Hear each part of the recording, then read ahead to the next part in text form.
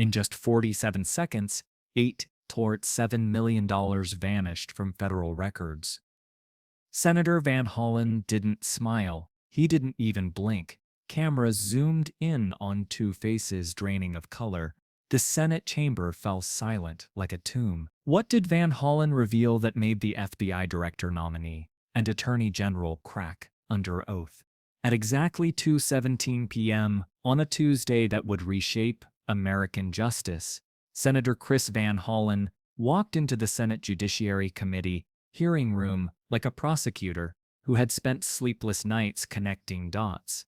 His folder wasn't thick.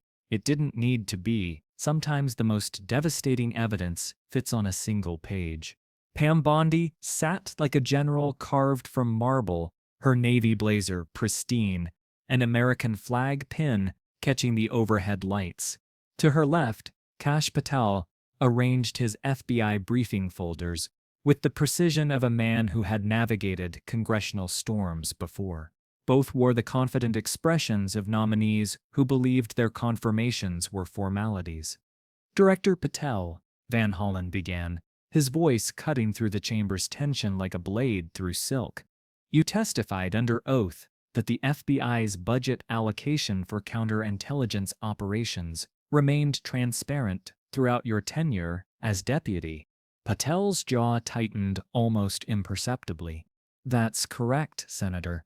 Every dollar accounted for." Attorney General Bondi, Van Hollen continued, his eyes shifting like a sniper, acquiring a send target. "You corroborated this testimony in your written responses to our committee." Bondi nodded, her hands folded with practiced political composure. "Absolutely. Fiscal responsibility has always been our priority." Van Hollen opened his folder. The sound echoed in the chamber like a gunshot. "Then perhaps you can explain Treasury Document 847B, filed on March 15th. His voice dropped to a whisper that somehow filled the entire room. "An $8.7 million transfer from FBI counterintelligence to a classified DOJ slush fund, authorized by both your signatures." The chamber froze. Every reporter's pen stopped moving. Even the cameras seemed to pause their automated sweeps. Patel's face drained of color. His knuckles went white as they gripped the witness table. "Senator, that document is—" Bondi's composure cracked like ice under pressure.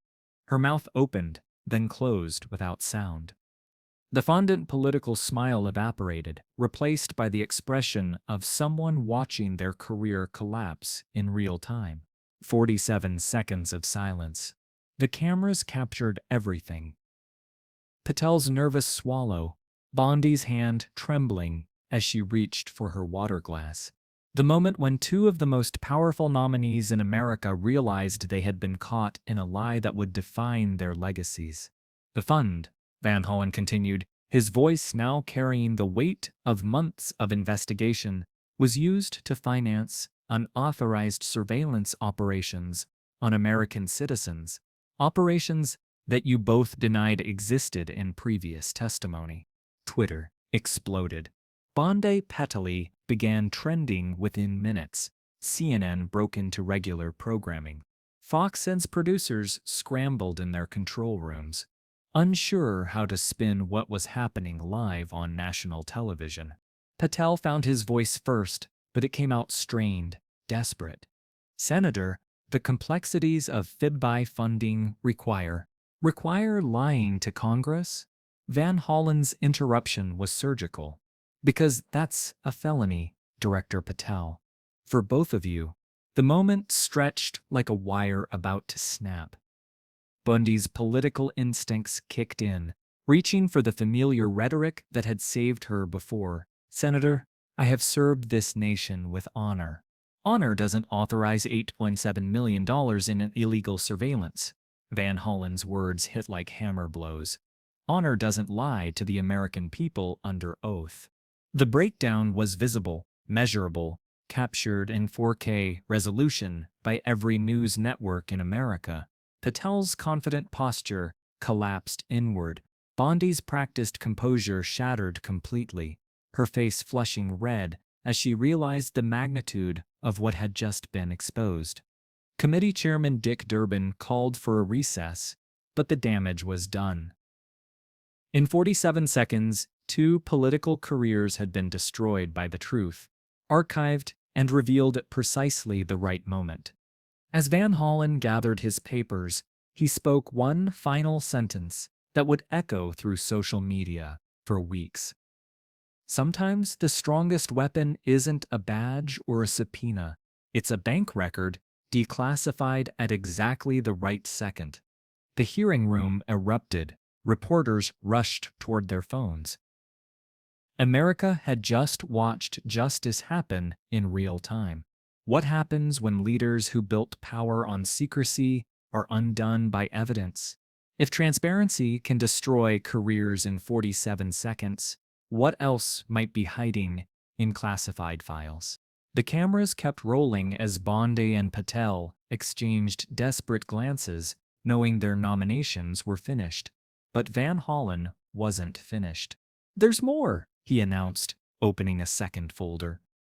The room, which had begun to buzz with whispered conversations, fell silent again. Treasury Document 84-7C shows a second transfer, March 22nd. Another force. Patel's hands began to shake visibly. He reached for his legal pad, scribbling frantically, but his pen had run dry. The metaphor wasn't lost on anyone watching.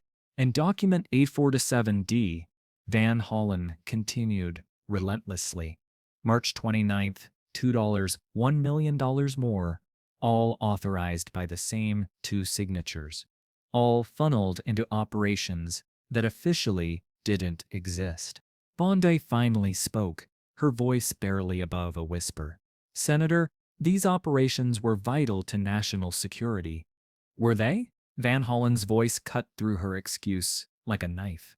"Because according to the Inspector General's preliminary report, these funds were used to surveil journalists, political opponents, and American citizens who committed no crimes beyond asking uncomfortable questions." The gallery gasped. Republican committee members shifted uncomfortably in their seats. Senator Josh Hawley, usually Patel's strongest supporter, stared at his papers in stunned silence. At exactly 2:23 p.m., 6 minutes after Van Hollen's first bombshell, Patel made a catastrophic decision. He decided to fight back. "Senator Van Hollen," Patel said, his voice gaining strength from desperation, "these accusations are nothing more than a partisan witch hunt designed to—" "Partisan?" Van Hollen interrupted, his eyebrows raising. "Director Patel, are you calling the Treasury Inspector General partisan? Because he's a Trump appointee. Are you calling the FBI's own internal audit partisan? Because it was conducted by agents you personally selected?" Patel's face flushed red. The confident FBI director who had walked into the chamber 3 hours earlier was gone, replaced by a man watching his career disintegrate in real time on national television. Furthermore, Van Hollen continued, now pulling out a thick manila folder, "we have audio recordings." The chamber erupted. Chairman Durbin gave Lud for order, but the damage was spreading like wildfire. Every news network cut to breaking news banners. Social media exploded with audio evidence trending alongside Bondi Patel. "Audio recordings of what?" Bondi asked, though her expression suggested she already knew the answer. Van Hollen activated a small recording device. The sound quality was crystal clear, obviously professional-grade FBI equipment. The irony would not be lost on historians studying this moment. Bondi's voice. "The beauty of the slush fund is plausible deniability. Congress will never trace these expenditures." Patel's voice. "As long as the documents stay classified, we're untouchable. Van Hollen's committee doesn't have the clearance to access Treasury records." Van Hollen's voice, live. "We do now." The silence that followed was deafening. Patel's face went ashen. Bondi's hands trembled, so violently, she had to grip the table to steady herself. In the gallery, reporters frantically typed on their phones while trying to maintain the pretense of professional composure. Senator Lindsey Graham, sitting at the far end of the committee table, slowly shook his head. This wasn't just a confirmation hearing anymore. This was a public execution. When was this recording made? Senator Amy Klobuchar asked, though the question was directed at Van Hollen, not the nominees. February 14th, 2024, Van Hollen replied. Valentine's Day. Apparently, some people's love affair is with power, not transparency. Bondi finally cracked completely. Senator, you're taking those conversations out of context. The full recordings would show. Would show what? Van Hollen's voice was ice. Would show more evidence of your conspiracy to hide illegal surveillance from Congress. Because I have 4 hours of recordings. Attorney General Bondi, 4 hours of you and Director Patel discussing how to circumvent oversight, how to hide expenditures, and how to target American citizens for political purposes. At 3:47 p.m. on February 14th, Van Hollen continued, consulting his notes with surgical precision. Director Patel, you specifically said, and I quote, Congress thinks they're watching the watchers, but we're watching the watchers watching us. End quote. Patel's shoulders sagged in defeat. The arrogance, the confidence, the sense of untouchability, all of it evaporated under the harsh lights of public scrutiny. And at 4:15 p.m., Van Hollen pressed on. Attorney General Bondi, you said, democracy is a beautiful thing, as long as the right people are making the decisions. Care to explain that to the American people? Bondi's response was barely audible. I don't recall saying that. You don't recall? Van Hollen's voice dripped with incredulity. Should I play the recording again? Because I have it queued up right here. The threat hung in the air like smoke from a gun that had already been fired. Everyone in the room understood that Van Hollen held all the cards, and he was playing them with the precision of a master strategist. Senator Ted Cruz, never one to shy away from drama, leaned into his microphone. Senator Van Hollen, these are serious allegations. Are you prepared to submit this evidence to the Department of Justice for criminal investigation?